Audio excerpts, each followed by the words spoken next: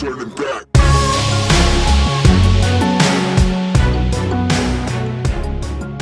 The Last Boy Scouts podcast. Yeah. How we feeling? Good. You just got done with training. I did. Yeah, I went to training. I've been training the last couple of weeks. Besides when I went to Montana, I've been hitting regularly like 4 to 5 nights, or at least 4 to 5 training days a week. And some days you feel it. Like today, I kind of felt it.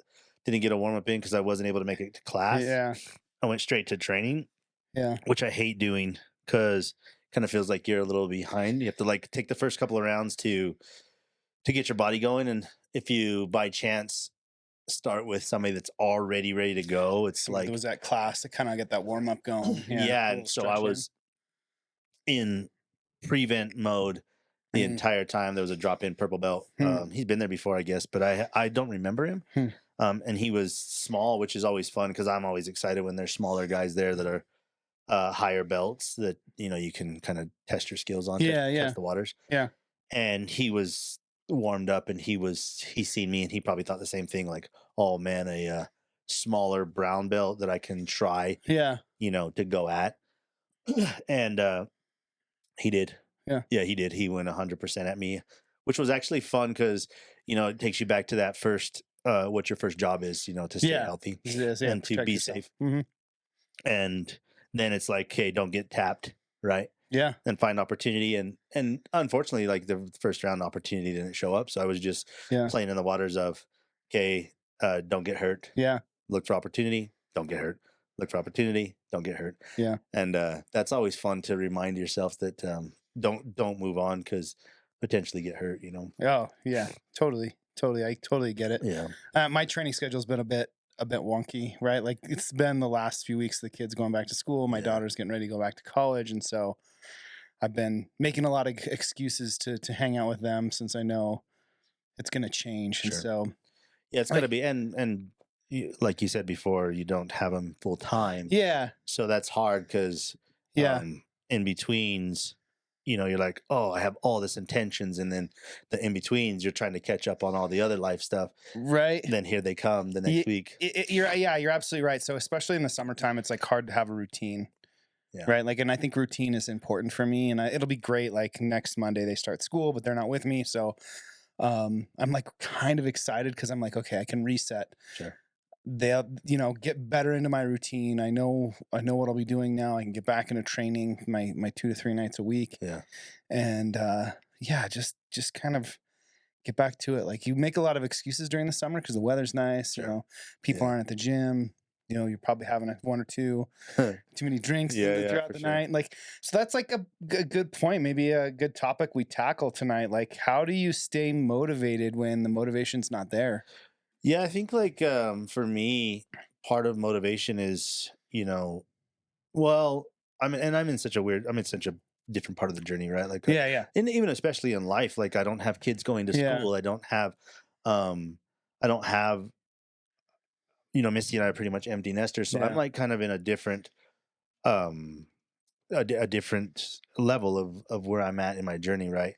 But I remember when the kids would go to school, how much chaos that would cause. Yeah. School shopping, clothes shopping, shoe shopping. I was in charge of the shoe shopping to make sure the boys had good shoes and that they had clean underwear and that they got haircuts.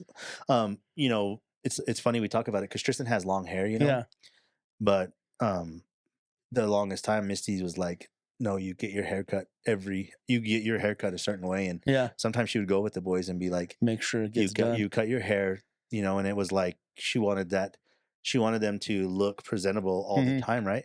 But there is that you have so much going on that disrupts your routine to keep a routine. Yeah. And it does feel like chaotic sometimes. Yeah. Right.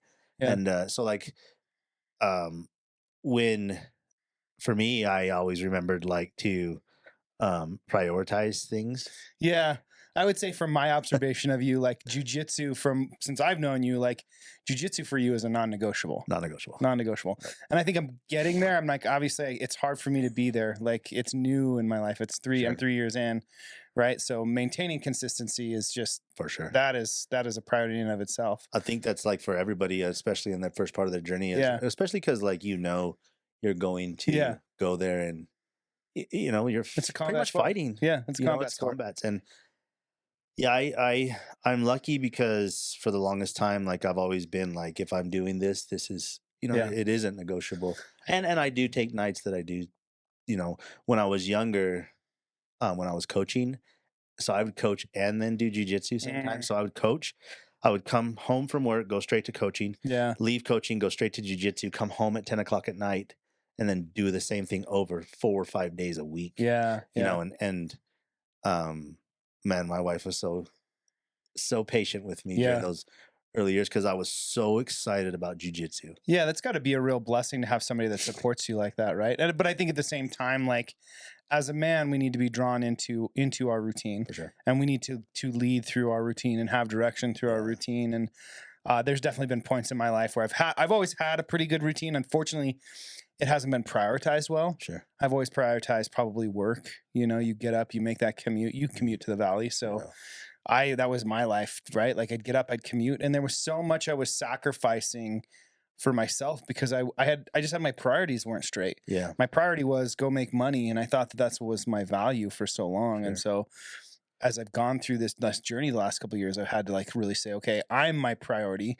I really would like jiu-jitsu to be a non-negotiable for me. I think I do a pretty good job. I try to cut myself a little bit of slack. I know I make excuses more than I should, but I really do love it.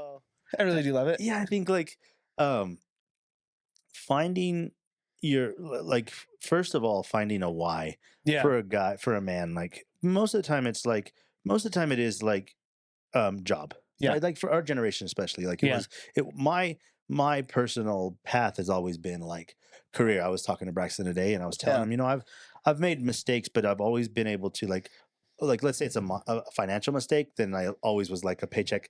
Here comes a paycheck, good to go. Yeah. Right. But I did prioritize like my career very early on. Yeah. Like I was like, I'm gonna get to this point, and I'm going to really, really work really hard. And I think that's part of our generation, which I struggle with my boys. Yeah. Right. Telling them like not being too much overbearing of like, you need to find a career, you need to do this, you need to do that. And then reminding myself like that's not the way their generation works. Right. No, I mean, it's weird. We have these, we like the concept of do what you love and you never work a day in your life, right? Like we have this generation of, I've got my own thoughts on this. Like I was writing the other morning in my journal, like we have this generation of that's really capitalized on like doing what they love, right? Like the internet has allowed people to create content in a way, in a micro content environment that allows people to do what they love. At the same time, and maybe this is a tangent or a rabbit hole, but like we've created a lot of young people who have no real sense of like what's wrong. Like morally kind of lost, kind of narcissistic. Like there's no sense of consequence. Right? Like you watch some of these people like just being like the prank people, right? Like they there's like no consequence, and we have terms for like gaslighting ourselves, and like there's no real consequence, and we see it a lot. And I hate to say it, I don't want to speak out of turn here. We see it with a lot of women, right? A lot of women that have OnlyFans pages or want to be a sex worker or want to like post bikini pictures, right? And they've been told because of internet dating, because of feminism, because men are not leading from their masculine, that these type of things are okay. And if they feel any bit of uncomfort about it, they're able to kind of like well, they can justify it, right? Like, well, I'm making this amount of money, right, and I could not make this amount of money anywhere else, right? So I'm willing to push these limits or to accept these things about what I'm doing, regardless of the consequences. With the same thing with like that's, I guess, my biggest struggle with social media. Right. My biggest struggle with social media is that you're seeing the best, Right. You're not seeing like everything else. You're not seeing all the hard work. Right. Right. You're not seeing what goes into creating the content. Right. Um, but you're seeing like the final product of this. Yeah. Right. So then when I'm like making social media stuff, I'm always like, this takes a lot of work. Yeah. It takes a lot of work. It takes a lot of effort. And I don't have that sit down, make this content that's what I believe is fake. Right. I don't have that in my mind, and I can't justify it. Where if I was able to, maybe maybe you could monetize that type of Right. thing, right? I monetize hard work. I monetize driving to the valley an hour a day, working 8 hours, doing overtime. Like I work 6 days a week. All my side hustle stuff is work. Right. It's like networking. Yep. We personally, like you and I were always like, we have things that we're working on separately, and then we're talking and we're like texting each other, and there's times that I'm like, man, does he even care what I'm doing? And I'm sure vice versa. Like, like it's like, damn, Danny, are you even there? Are you like available? And I'm like, man, we are fully in this fight, right? Yeah. And I see these content creators, and I think, man, they're just putting this out there of all that they're doing, and because they have a big following, like everybody buys into it, you know? And I think what a crazy world that we live in, right, with that, because you want to work hard, and I'm sure they do. Honestly, I think they do. Oh, absolutely. They have whole teams that help them create this content, right? It's never just kind of like the talking heads. They do work hard. And I think the benefit is we have this micro economy of where I can actually get content I want. No, gone are the days where I'm like, I'm not watching Bachelor anymore with my wife because that's what's on TV. No, I'm curating the content that I want to bring into my life. But you see it from your kids, and you have to like wonder, what are they bringing in, right? What are they bringing in? Well, yeah, and especially like, I'm so lucky my boys are like in such a weird spot. Like my boys missed all the social media, so they don't do very much social media, but they both for all intents and purposes, like that, I sometimes wonder if they work hard, right? They do work hard, but are they working hard in the right areas? Are they going in the right area? Their routines, I talked to them about routines, like we were just talking about, like routines. Like, this is a routine. This is things that you have to do. You have to make sure you wake up early. That's what I'm working on with Tristan, is like wake up early. He has like this killer life, right? He's working hard. Yeah. Man, he has a business that he earns money on. Yeah. And I think, man, I have a couple businesses that I haven't made a single dime on. And this kid he's making money, he's hustling, but he wakes up like 10 o'clock in the morning. And I think, dude, you could be like, you have 3 hours that you could be like doing other stuff. And he's like, yeah, it's okay, Dad. I'm good, man. I'm cool. Like I'm good. And I'm like, I just want to like set his alarm for it. I know. My kids got up at 11:30 today, and I'm like, you guys are in for a rude awakening next week. Gosh. Like, I was up at 7:30. I was out of bed by 7:30. My alarm went off at 6:30, and I kind of slow rolled out of bed. But I got up and was, had my coffee and was at my kitchen table ready to do some work. Yeah. By about 7:30, and I'm like, 4 or 5 hours went by and these guys are still sleeping. I'm like, geez Louise, what a life. Like, what a life that we're in, this little this bubble that you're trying to. And then I think that's why, like, to me, I know me personally, like sometimes I'm like, oh man, I want you there at training. Like, I'm like, tonight would have been perfect for you to be at training, right? And then I'm like, man, but your priorities are here, and you have to do these things, right?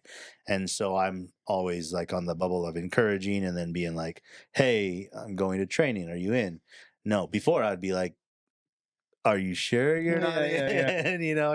I'd be that like bad devil on the other shoulder. Like, no way you're ever that bad devil, but like, you're definitely one of those people that early on, like, I needed that. Yeah. If you were still talking to white belt Tyler, white belt Tyler may not he may not make it to blue belt, Sure. right? But now blue belt Tyler's a little bit more dedicated. He's got a little bit more invested. A little bit more invested, yeah. You know what I mean? And so I do appreciate it. I do appreciate the accountability. I think that's one of the best ways to kind of build your routine, right? You have to have some non-negotiables, and you need, we talk about this all the time. You need to surround yourself by men who are going to help hold you accountable. Sure. Whether it's getting up early and you're doing that with your son, like I'm gonna start cracking the whip, Yeah. Wednesday, Thursday, and Friday this week. I got to get up and go to corporate meetings this week. And I'm like, I don't know who planned this. Whoever planned it did not look at the schedule, because I'm like, I think St. George all went to school last week. And so they're like all these dads that, have wives at home that don't have to do single kid things. Yeah.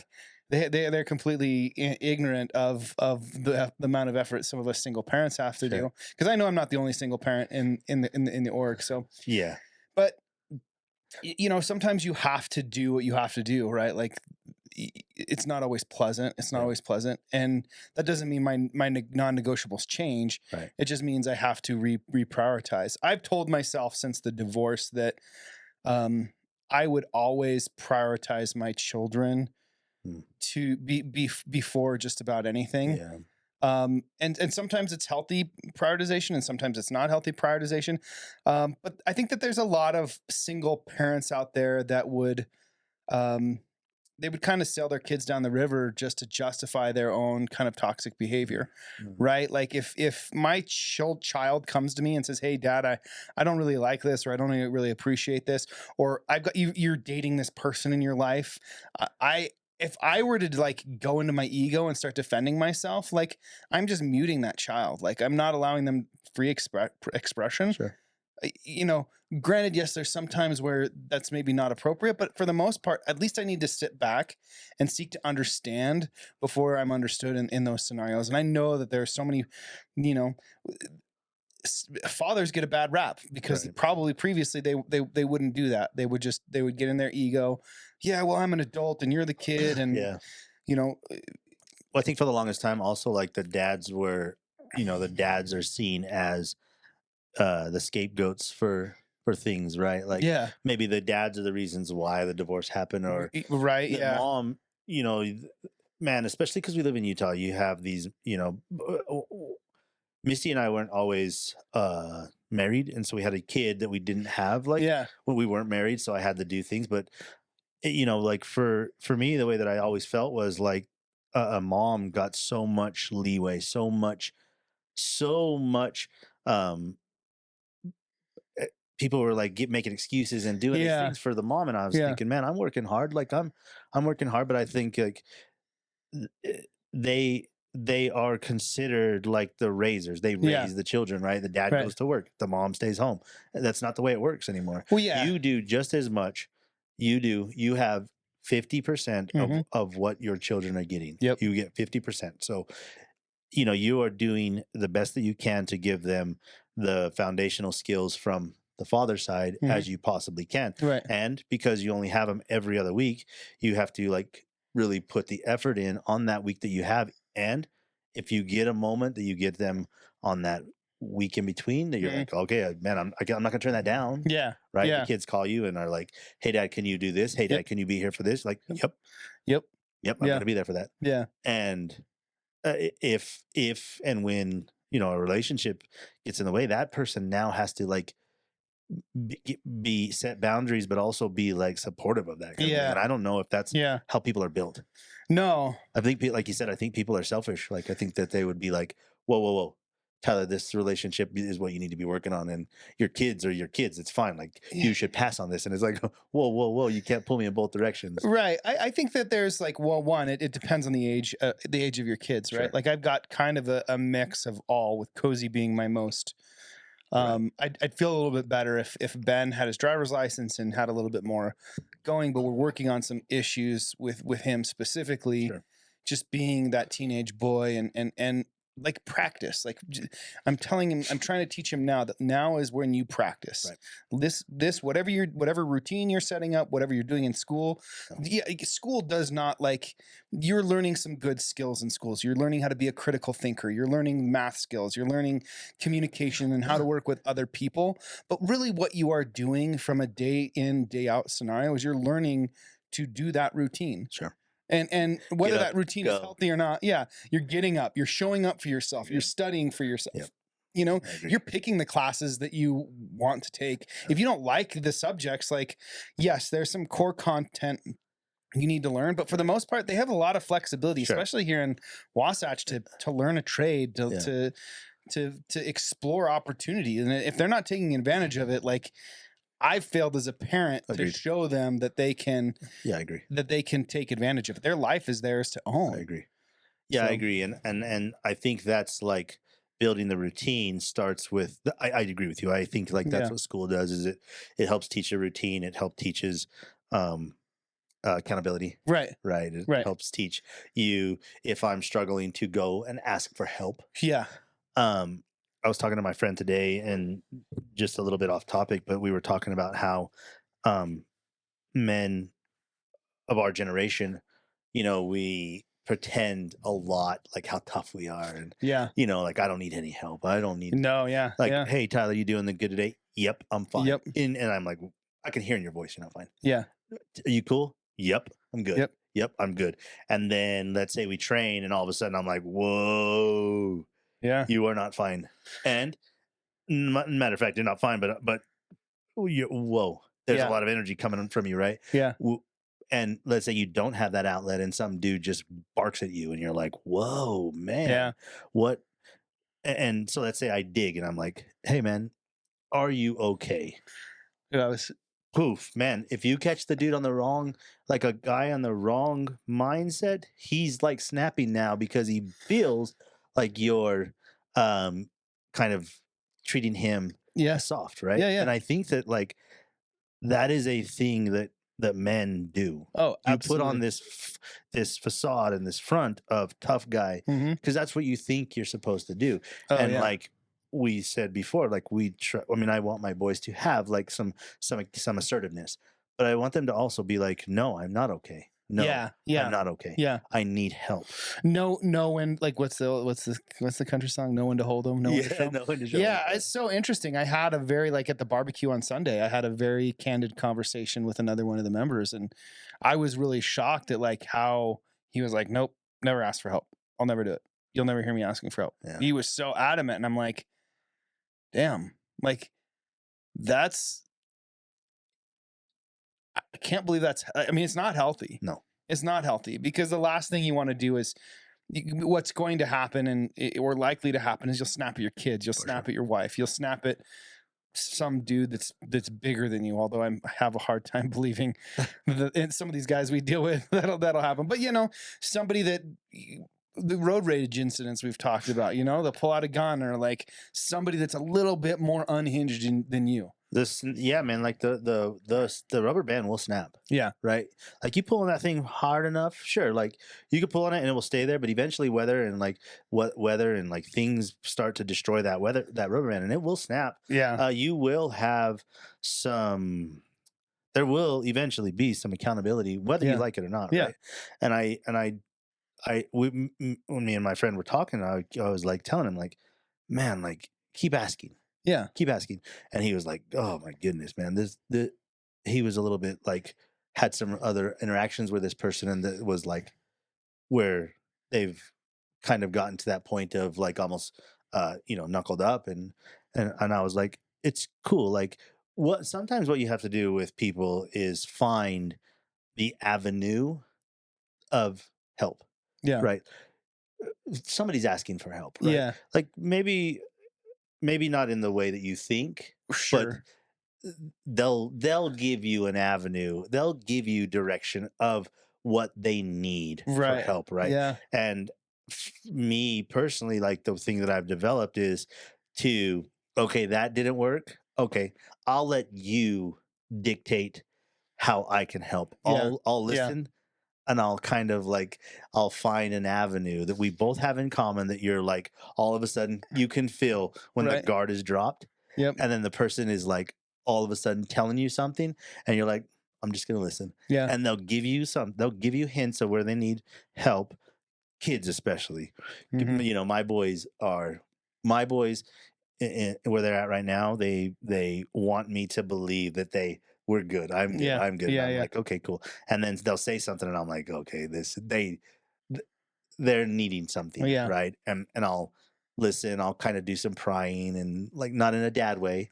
And eventually we'll get to something that they're struggling with, They and I'll be figured like, out. Yeah. oh, okay. And that's what Braxton and I, and the guy that I was talking with today, we found some ground of where they needed help with this, you know. And it's just like, for me, that is part of my what I see my purpose as, Yeah. you know, is helping find Yeah. when you need help, Yeah. you know. And your routines, you know, checking on you and being like, hey, how's your breathing? Hey, Yeah. Yeah. how's this? Hey, what's going on in this situation? How do you feel about Yeah. this? And sometimes it's like, good. Yeah. You know, you get a one word Yeah. answer, Yeah. good, Yeah. I'm good. And you're like, okay, cool. They don't Cool. want to, okay, cool. You know, we'll wait to dive in a little Yeah. bit later, you know. Yeah. And so routines like that, especially with men, and by all intents and purposes, you know, men are, you think you put this facade and this falsity of strong, powerful man, Mhm. and inside you could be like this wounded child, you know, Yeah. Absolutely. where you're like, oh, Absolutely. this is some of my wounds that I carry. Well, and you have to, but I mean, yeah, I think that it comes down to having the self awareness, For right? sure. Like, have the self awareness to realize when your routine is out of whack Yeah. or you're not in control. Yeah. Right. Have the self awareness to understand when your wounded child is coming out. Yeah. And it's like, I'm crying for help, you know. Yeah. Like, Yeah. I need something. Like, what was that thing that we talked about before, where you're like, why didn't you just say it like that? Why didn't you just, you know, how come Yeah. you couldn't have just said it like, help, I need Yeah. help? Yeah. Why can't we just say, yes, I need some help today, Yeah. and I'm struggling today? Well, you know, why do I have to be like, ah, fuck you, and blah, blah, blah, blah, and I'm screaming at you, and you're like, whoa, Yeah. do you need some help? No, fuck No. off. No. And then all of a sudden you're like, well, Okay. yeah, here's where I'm struggling today. You're like, okay, you could have Yeah. just said that, man. Right. You know? And those type of situations, they happen with everybody. Yeah, for sure. And nothing's more humbling than going back to your partner, somebody you should care about. I remember every fight, even to this day, that I have with my former partner. It felt like I had just like swallowed acid. The words, the hateful words, like they just, like, when you get to thinking about the interaction and you break it down play by play. I'm very much one of those people. When I was growing up, I used to love to take shit apart. I just had to know how it worked. Right. And I still do that. I will still deconstruct every conversation. I'll really? deconstruct it just because I want to know how it works. I want to know how I can do better. Sure. Like, you know, you say stuff, and sometimes I mean to say it. Like, sometimes I'm going to say it. Not only will I say it, like, I'm going to say it on my podcast because I stand by what I say. Sure. But there's a lot of times too when I've been in that anger and that I've let that little child kind of take over, and that little child is using my mouth, and that's not necessarily how I feel, right? And those type of interactions, whether they're with my kids or with my former partners, like, they felt like I've choked on battery acid, Yeah. right? And you want to do better. You go into want to protection mode, like, yeah, put up the walls, and now you're like, fuck it, I'm saving myself. yeah, Yeah, you'll be like, fuck it, man, I'm preventing. Yeah. But into self protection, Right. Which for me, and like we, you know, like both of us with our childhoods and with the early parts of our lives, I did have to protect myself. I did have Yeah. to, you know, figure out ways, and sometimes, man, when I was younger, was not the right ways. You know, like you said, I am a very good asshole, not a good fighter. Yeah. So like, I'll say something right to the point, Yep. and then I'm good. Now, 5 seconds later, I'm like, man, I feel like shit that I said that. Yeah, and I want to like sympathy. hug. I Yeah. want to be like nice, and maybe the person that I'm fighting with is like, yeah, no, I'm a good fighter, Yeah. and I'd rather let's continue this fight. And I'm like, Yeah. no, I know, I want to, like, let's hug. Let's not be. I didn't mean what I said. And Yeah. it's, that's how I would deal with things. And then, so part of, growing and learning is like rescuing yourself, like Right. figuring out ways to like, okay, my routine is not working. Mhm. Okay, I'm not, like you said, like, okay, I'm not going to jujitsu. I'm deconstructing this conversation that I had in my past relationship, and now I feel horrible. Now I feel bad, and now I'm like sad and I'm upset, and now I need to go to sleep. Mhm. Right now it's 11 o'clock at night, and I need to go to sleep, and I'm Yeah. awake because I'm in my mind. And now, how do I self rescue? How do I like Yeah. pull my own self out of this funk and not carry it to 3, 4 o'clock in the morning? Yeah. No, I want to go to sleep, but I'm still thinking about all these other ways and all these other things I could have and should have done.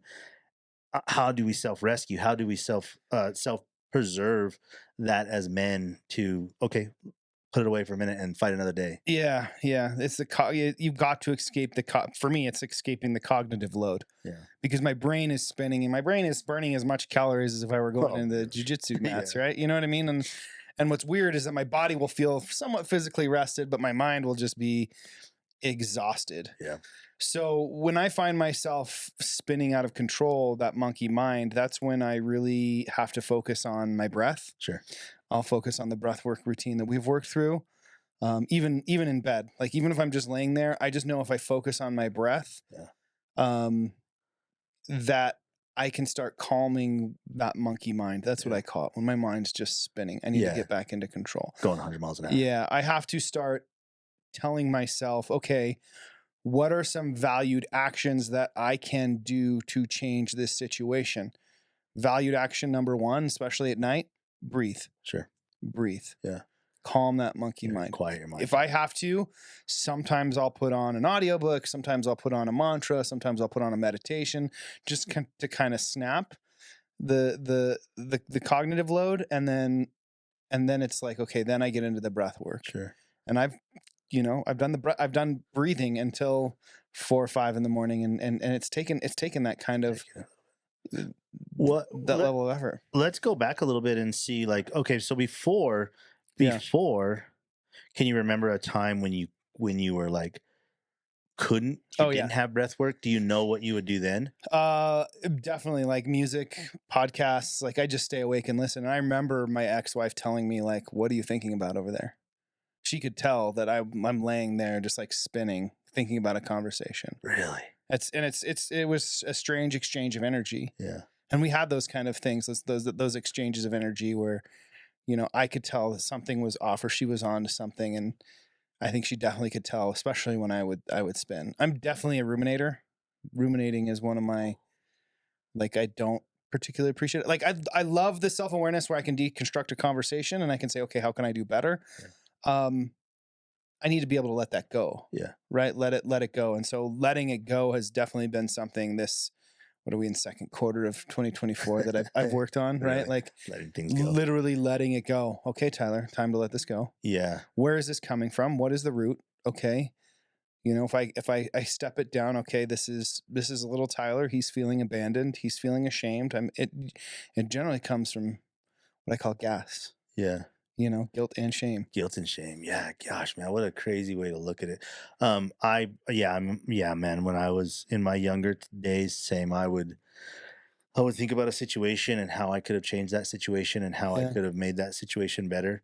Um, I'm a talker. Mhm. I like to talk things through. Yeah. I like to find, okay, here's our problem. Let's get to the problem. Let's talk about it. Mhm. Let's find out why we feel that way. And my wife and I, when we were younger, we would we would go around in circles because I wanted to get to the bottom of it so I could fix it. Right. Mhm. Because I was like, okay, Yes. if we can get to the bottom of it, I can fix it. Yeah. I can, Yeah. if you tell me what's wrong, if you tell me, like, if you just explain to me what I did or what I said or what happened, then I can fix it. And Yeah. she would be like, nope.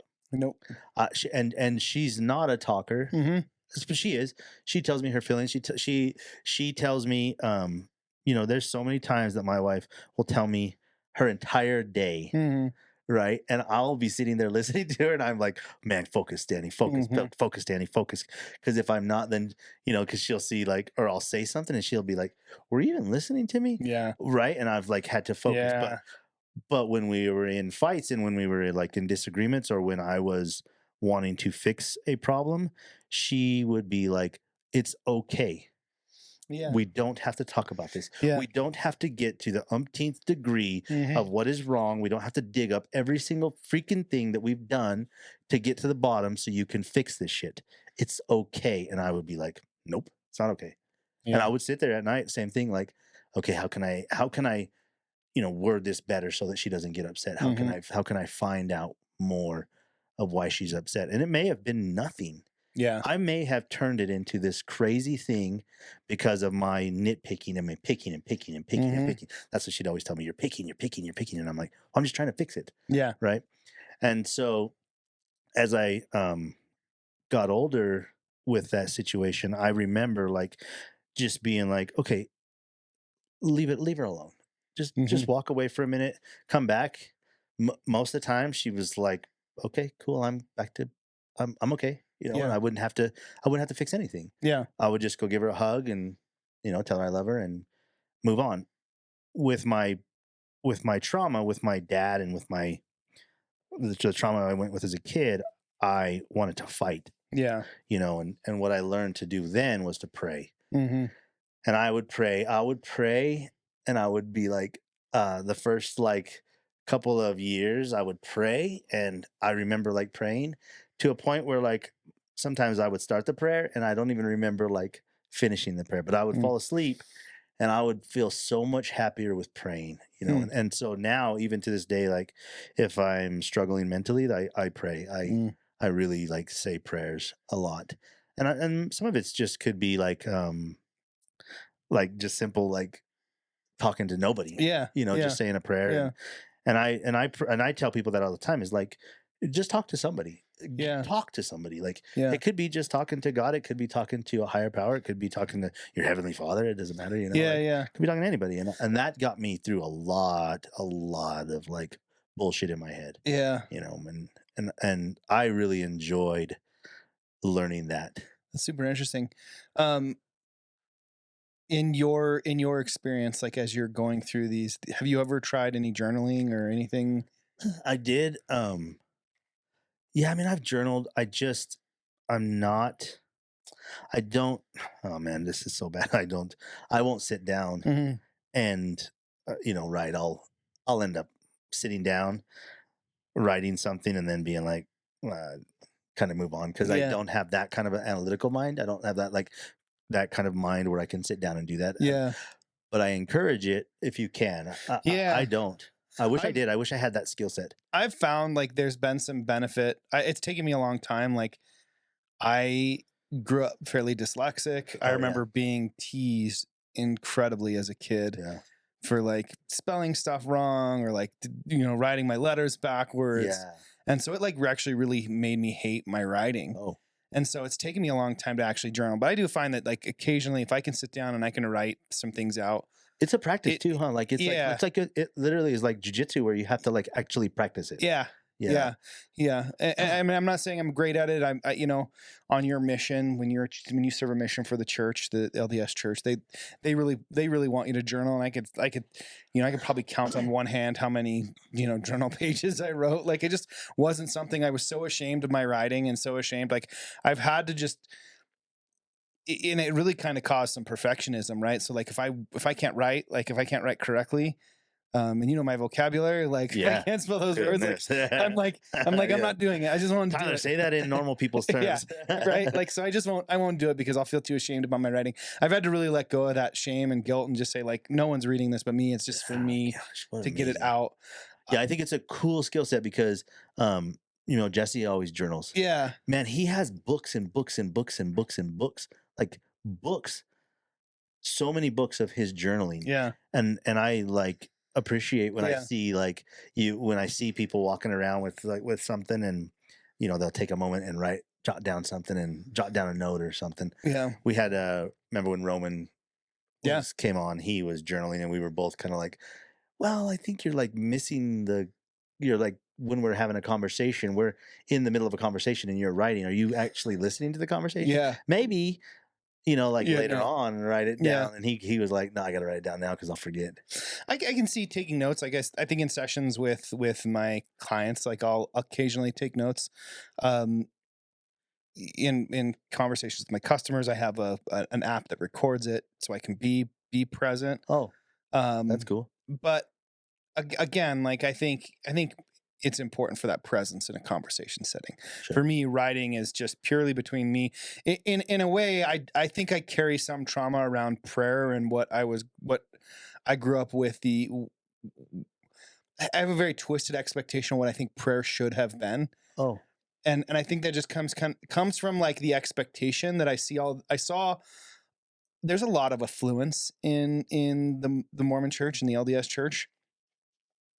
And you hear them, and I'm just going to like, you hear the population talk about, oh, I just prayed and I did this, and like all you see the people that talk about prayer, like a lot of good things are happening for them, and they are very affluent, and they have homes and boats and money. And I'm yeah. like, here I am, this poor kid with a single mother, like I'm praying for I think the same stuff that you're Yeah. praying for, Yeah. and that ain't happening not for happening. me. It's not Yeah. happening for me. So I have a very probably broken expectation of what prayer is. I still appreciate it. I still appreciate the mantra, the meditation, the um the practice, Sure. right? I don't do it as much as I used to. I remember obviously in my 20s, 19, 20, I'm in Montana and I'm on my knees every morning and every night, and I'm trying to figure out myself and who I am and looking for answers. I just think I put too much of an expectation on it. Yeah. And that in itself, with self-rescuing, with self-soothing and Mhm. self, like, looking in it yourself, Mhm. of being able to, like, okay, I'm fine Mhm. with this. It's not going the way that I want it to go, or it's not the practice that I want it to be, but Yeah. I can put it away for a minute and come back to it. Um, is important because, if it's something that is good, and we all agree that, if we can all agree that it's good, you coming back to it with a different mindset or a different outlook Mhm. might help you in that journey. Mhm. Same thing with journaling and with other things that I don't do that I wish I did. Taking a moment, okay, it's not sitting well for me right now, but I'm going to come back to it when I have a different outlook and a different perspective, after getting more knowledge and gaining more perspective on what it is that I want from it. Mhm. What do I want from this self-soothing or the self-help thing, like the Yeah. self-help kick. I'm not a big proponent of, like, self-help, like Yeah. self-help books and self-help bullshit. Yeah. Because I'm like, well, that's there's so much out there. Oh, There's so much. I mean, people can listen to us and be like, oh my gosh, these guys, yeah. with their trauma and their bullshit. It's like, there is trauma for sure, Right. right? But I'm not trying to help you. No. I'm giving you opportunity. Here's some ideas. Yeah. My goal is to normalize the conversation, For sure. normalize men having the conversation, right? Yeah. Like, and I've definitely gone down that self-help path. Like I've read just about everything. Yeah. I find it fascinating. At the same time, like there's a lot of trends, and I don't, you know what I mean? I think it's just as addictive as For sure. anything else. You can become addicted to that self-improvement, self-help very easy. Yeah, and like, you're like never really like breaking through barriers. You're just Right. constantly like in this, like, Right. even. Yeah, and I'm spending a lot of money on coaches and Yeah. courses, and how do I do this and how do I become this? And like part of it is like, okay, what is the valued action that you've got to do to actually get there? Because reading is great, talking is great. Eventually you got to get better by showing up, right? You don't get better at jiu-jitsu by watching videos on YouTube. Well, and like, how do you see yourself, right? Yeah. Like, how do you look in the mirror, and like, how do you see who you are as a Mhm. man, who you are as a person? And then the people around you are going to see through some of the bullshit, right? Mhm. Like, we've been around, I mean, we're around guys a lot that you're like, okay, I see through your bullshit. Yep. Yes, you're tough. Yes, you're tough. Mhm. But are you? Yeah. Are you really that tough, you know? Yeah. And if I really put some pressure on you and if I really fight back, are you going to, one, like escalate, like we think you're supposed to, or two, are you going to like cower? And all of a sudden now there's some pressure on you and don't, you fold under that Yeah. pressure both ways, like Oh, fold by yeah. like aggressively getting pissed and then, or uh, shutting down Yeah. internally. And Yeah. I think talking to men, getting to the bottom of things, it all comes, like Professor says, it always comes out in the wash, Yeah. right? Like everything comes out in the wash. If you and I are fighting and you don't have good technique, but I do, it's all going to come out in the wash. Yep. Yes, maybe you are strong, maybe you have strength, but you don't have endurance, and maybe I have a little bit of both. It's all going to come out in the wash, right? And so I think um practicing all of those skill sets to see what sticks, throwing a bunch of stuff at the wall and seeing Yeah. what sticks, and then don't don't like say, oh, okay, prayer is not for me. Maybe it's not for you right now, right? Sure.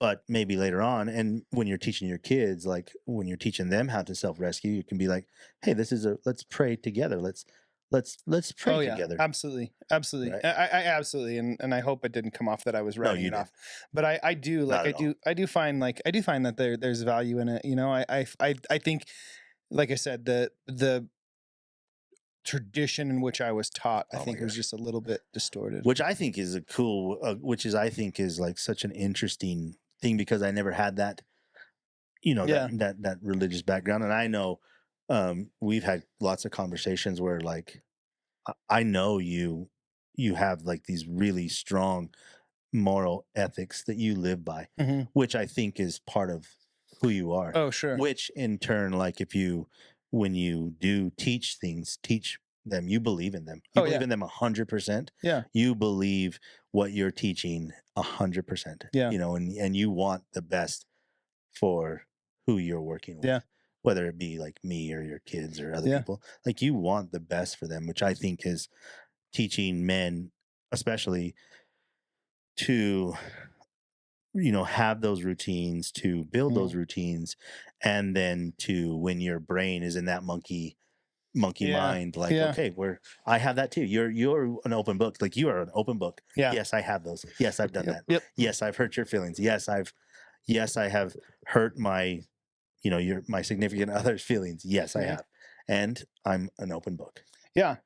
I don't think you don't gain anything Sure. by hiding. Right. And I think 9 times out of 10, if you're hiding something, like you said, it's going to come out in the wash. Always. Right. And it's either going to be, and likely if you've hidden it, it's like, it's going to be 10 times worse. It's going to multiply. Right. Always. It's like the dust bunnies that get under your bed. You know, Yeah. if you don't wipe them up every once in a while, they just multiply under there and multiply. It's like the little lie. It steamrolls Yeah. and gets bigger and gets bigger and Yeah, gets you bigger. can't keep hiding it. No, you can't keep hiding it. Eventually the piper calls and you got to answer. Yeah, that's what I like. That's what I appreciate about you is like that you are an open book. That you do tell your story. You don't shy away from it, even though like you may sometimes think that did I come off wrong? No, you come off genuine, Yeah. and I think that's part of um the growth of how we are as men Yeah. is to do we come off like are we genuine? Are we genuine men? And I think like when we network and when we talk to people and we share our story and we share what we're working on, they get excited Yeah. because Yeah. we're genuine. Yes. We're not hiding things Yeah. by giving you a bunch of bullshit. Yeah. We say this is what we're working on. This Yep. is who we are. This is the podcast.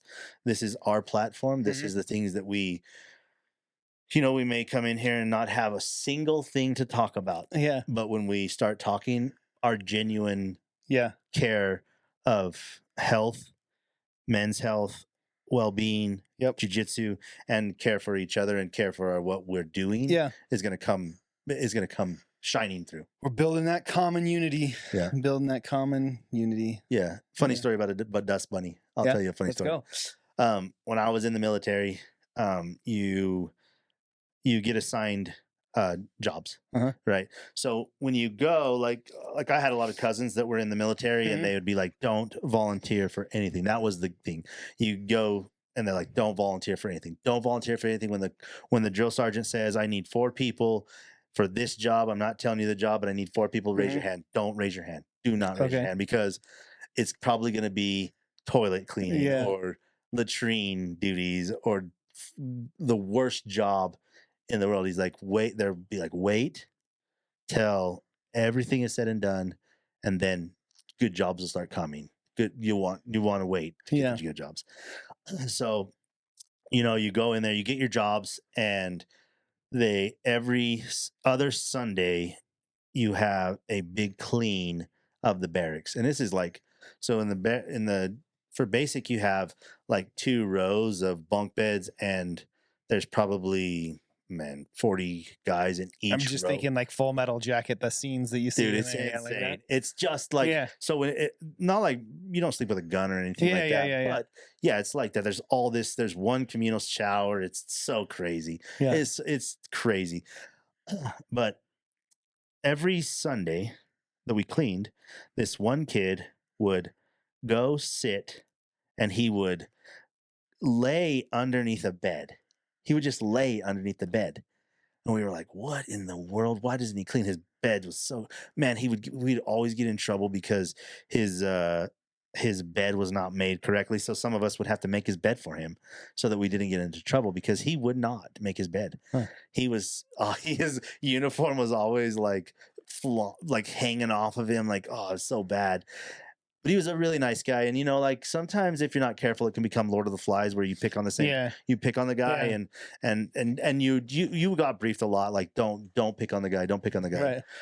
Right. Our drill sergeant comes in with time, and he is like, what is he doing under there? And we're like, we don't know. That's where he goes. And he's like, okay, we're going to take care of this. He goes and he finds like a big dust bunny. And he's like, this is your pet. This is yours. This is going to stay in your locker, and it needs to grow. So you need to clean, and you need to make this dust bunny. And it's probably about like this big, maybe like a quarter of dust. I don't even know how he found it. And he's like, this is going to grow. And by the end of basic, it better be big. It better have grown. And we were laughing. We were like, what? And this is so weird. This guy took this shit seriously. By the time of end of basic, it was probably like that big. It was like almost 3 or 4 inches of dust bunny.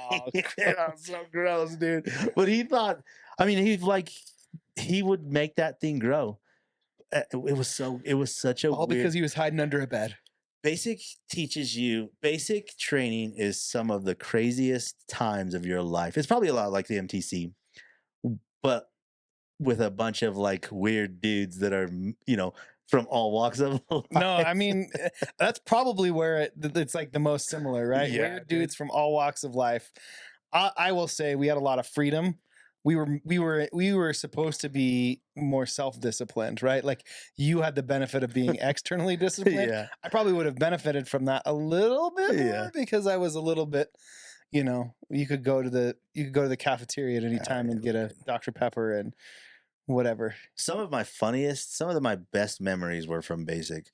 Some of the funniest things that I could remember, like you go there and they would tell you, your first day, you go there and you're supposed to shave, and they say shave from your hairline to your neckline, but they just mean like this stuff.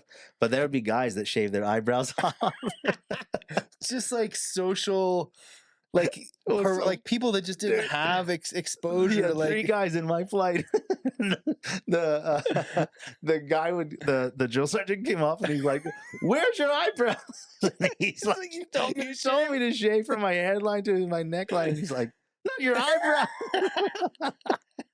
Oh my gosh, dude! I can't tell if you're excited now, dude, or if you're sad. Oh my gosh, it was funny. There was so much funny stuff that happened, and it like taught me a lot of like cool things, because you have to sleep, you have to get to sleep, and there'd be like times that guys were like talking in their sleep because they're so tired, and there'd be some funny things, like people sit up in the middle of the night screaming, right, and then fall back, like lay back down. You're like, what? Dude, we need to do this has got to be a whole episode in and of itself, because like I got some weird stories I could share too. I was living with this guy and he would just go, like that was his exhale, was just a long Oh. like it was just like all night long. It wasn't a snore. Oh my god. It was just like he was like a C sharp or something like that all night long. And just like I love that crazy stuff. stories, man. I really appreciate the conversation. I know we were it was a night and we were kind of the rain and like it was, so I just appreciate you and he had a lot of stuff going on. And, yeah, for me, training was insane tonight. It was fun. Yeah, man. Appreciate it too. Anything else going on exciting? 20th year. Me and Misty's 20th anniversary tomorrow. Congratulations. This comes out Friday. Yeah. So Wednesday, August 14th. We're 20 years married and 28 14th. Years together. Really? 14th of August. Yeah, man. I'm so lucky. I tell people all the time, like, I am so lucky. It's interesting. August 14th. Yeah. So strange. Yeah. I mean, like, there's a correlation to that date. I'll share with you off the air, but like, congratulations to you two. That's not an easy feat, and like super inspired by you and Misty, and like, I'm lucky. I hope I aspire to that someday. So thank you. Appreciate it. Yeah. Cool, man. Thank you for the space. Thanks for talking. Yeah, I appreciate it. Last update here on this end, man. Vessi is no longer pre-revenue. That is the spa project that Danny and I have set up. We have several different ways you can donate, or not necessarily donate, but you can actually purchase or become an investor. Check out the website, Spa Vessi.